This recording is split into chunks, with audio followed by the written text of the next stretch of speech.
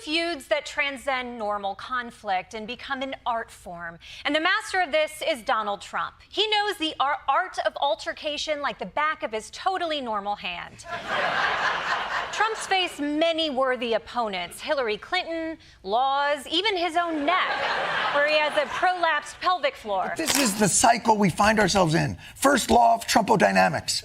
Every action is met with a very not equal overreaction, thus throwing off our ability to know when is actually getting real. Have you ever witnessed a comedy ambush so intense it should require safety goggles?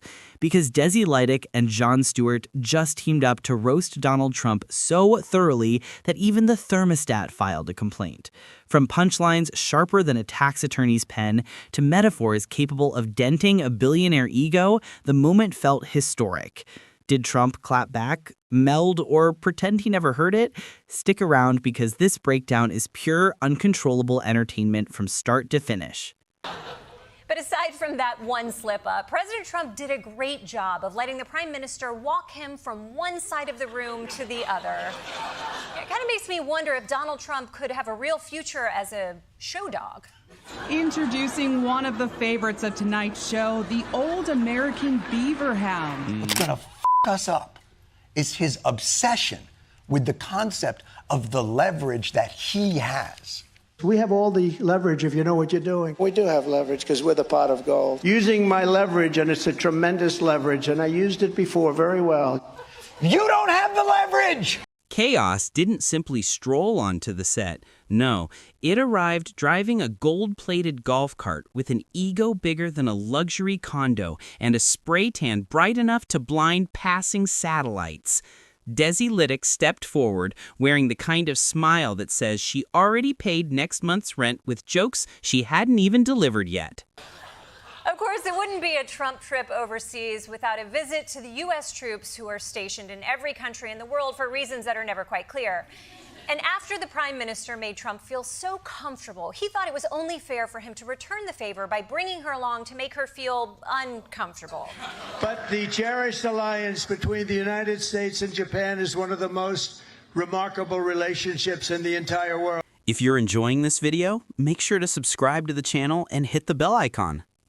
Jon didn't even break a sweat before joining in, sprinkling irony as casually as if he were seasoning a five-star humiliation feast. Every punchline landed so hard the Wi-Fi lagged out of embarrassment. The crowd didn't need to cheer. The laughter alone vibrated the walls like an emotional earthquake. Just in case I'm misinterpreting, what is this purge about exactly? Breaking news, the mass firing of government agency watchdogs. Trump fired at least 17 inspectors general. No! He got rid of 17 inspectors general. That only leaves no one knows how many left. The point is, we have 17 less inspectors general. Who knows how many generals will now go? The energy in the room transformed into pure entertainment fuel as Desi dissected contradictions with the precision of twisting balloon animals, handing each one to the audience.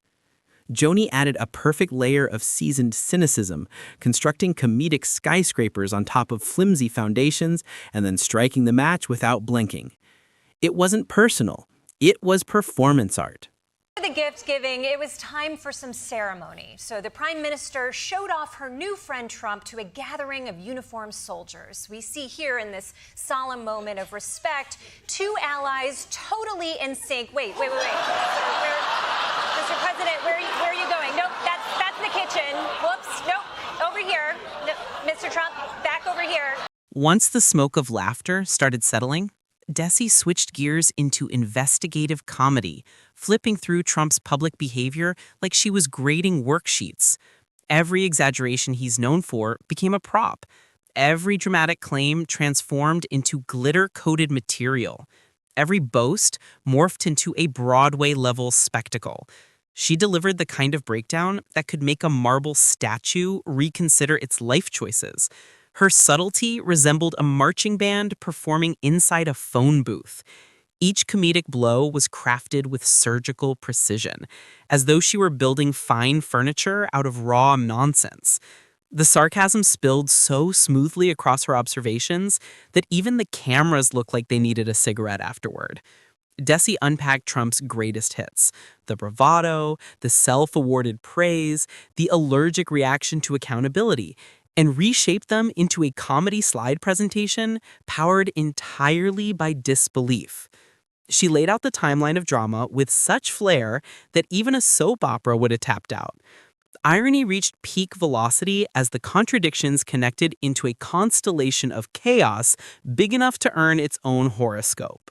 It feels like it's spiraling out of control. It seems like the smart move is to back off this whole thing. But Trump's team has been adamant that they will stay the course. This is not a negotiation. It's not the kind of thing you can negotiate away. I don't think there's any chance that President Trump's going to back off his tariffs. The president made it clear yesterday this is not a negotiation. Trump posted this morning, "My policies will never change."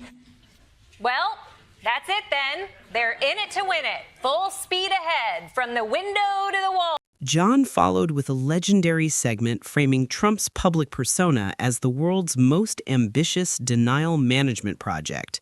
His reenactment of that unshakable bravado felt like a documentary narrated by Sarcasm itself. Every meltdown, victory lap, celebratory rant, and streak of overconfidence unfolded like scenes from an action movie that forgot to hire a script supervisor. A single skeptical eyebrow from Jon delivered more humiliation than a doctoral thesis on self-awareness. Desi wasn't done, though. She dove into the theatrics of Trump's grievance era, highlighting his ability to turn the slightest criticism into a full Broadway tragedy.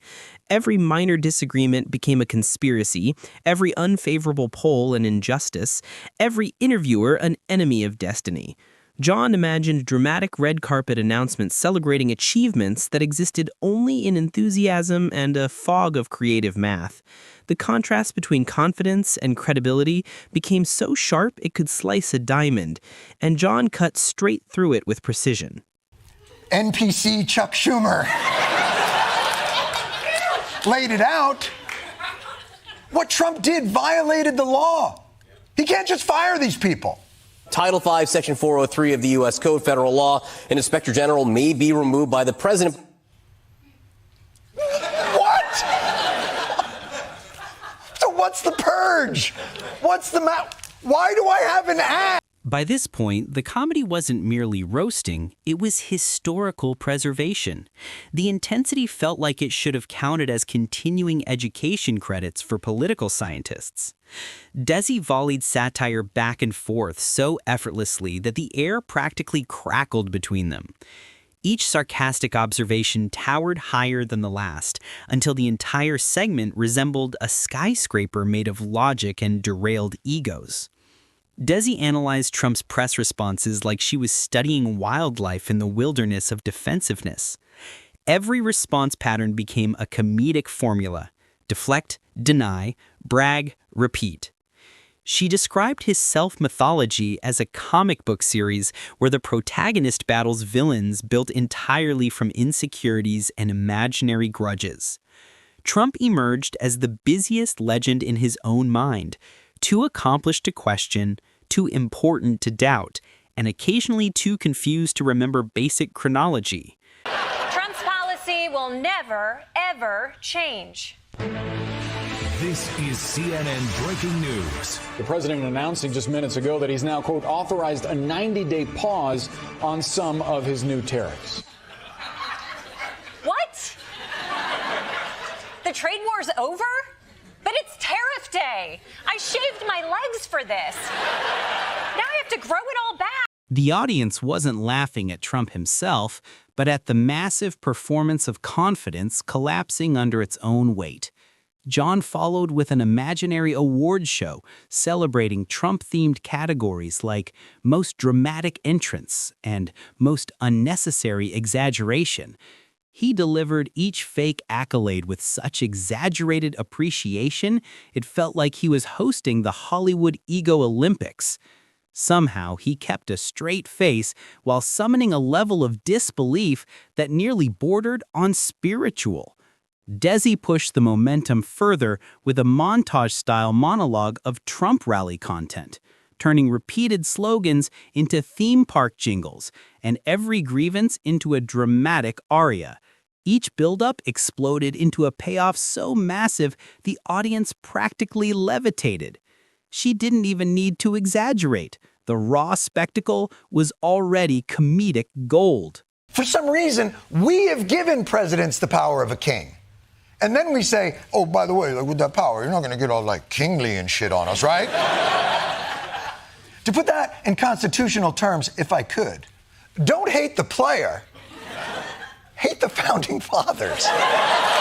That's not...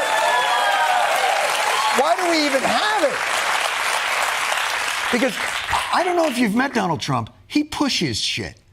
President Trump deploying executive action to end birthright citizenship. This unconstitutional, un-American attack. The destruction erupted again when Desi leaned into the emotional poetry of Trump's social media era, comparing his frantic storms of posting to a Greek tragedy performed entirely in capital letters and exclamation points. She treated each digital meltdown like a Shakespearean soliloquy delivered by a man at war with autocorrect. It was the Louvre of self-celebration. Jon placed the final comedic stamp on the saga by acting out a cinematic montage of Trump celebrating imaginary triumphs as inspirational music swelled dramatically in the background. It was absurd. It was theatrical. It was hilarious. The perfect final kick of satire. He has a prolapsed pelvic floor. But one of his most personal feuds is with his own hometown, New York City. New York has a problem. This is now a city in decline. Filthy dirty. The job they do is horrible. It's become a crime-infested place. Mothers can't walk their children to the park without fear of being shot. It's a disturbing picture. Moms being stuck inside with their children all day. But Trump didn't always think New York was a New York. Trump wasn't undone by anger or outrage. He was undone by comedy that simply pointed at the performance of his persona and let it collapse beneath its own monumental self-importance. Jon didn't attack. He held up the world's most accurate funhouse mirror. But the laughter didn't fade. It settled into the room like permanent wallpaper. Desi leaned into the post-roast glow with the confidence of someone who has stared absurdity in the face and turned it into comedy. Each exaggerated celebration grew bigger, louder, and more glitter-covered until even the imaginary crowd looked bored. Jon stepped back into the spotlight like a man returning from a sabbatical of disbelief. He revisited Trump's media battles as if they were cinematic rivalries powered almost entirely by self-inflicted drama. Every network became a villain, every headline a betrayal, every interview a heroic triumph of not answering a single question. That's the key misunderstanding here. Trump is so arrogant. He thinks the leverage is his. It's ours. We the people. And it took us 200.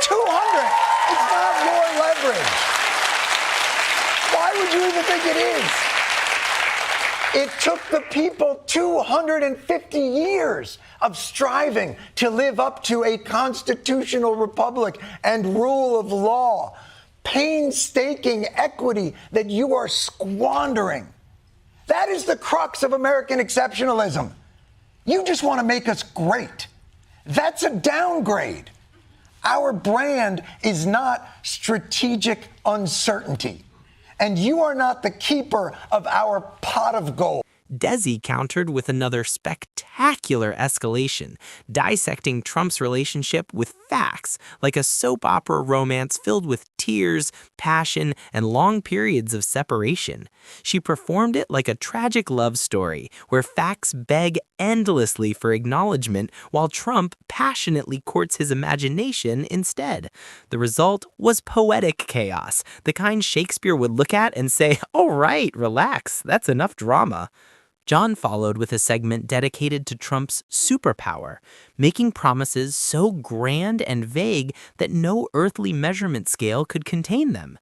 Each promise became a cinematic prophecy, like someone trying to ski uphill during a hurricane.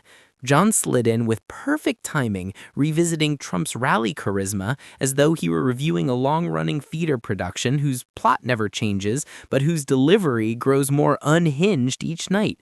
You could practically hear the imaginary orchestral build behind every repetition. Always think New York was in New York too. Back in the day, he thought it was in LA 10. I have a special interest in New York. New York City is a hot city. It's a great city. It's the greatest city in the world. There's a greater energy in New York. There's a greater verve or a greater drive. New York City is the hottest city in the world right now. You know, I happen to be the biggest developer in the hottest city, so that's a very cool thing. That's right. Not that long ago, Trump wanted to bang New York right in the Holland Tunnel. Sure, it wasn't a perfect relationship. There was the time in the 80s when Trump tried to evict his rent-controlled tenants. Then there was the time he wrote a letter to the mayor complaining that hot dog vendors were, I shit you not, splattering ketchup and mustard on the side. Desi moved into the final phase of the comedic teardown by comparing Trump's public image construction to a home renovation where every single wall is replaced with a mirror. Every decision, every phrase, every claimed accomplishment built toward one architectural goal: maximum reflection. She didn't need to explain anything directly. The metaphor did all the destruction itself.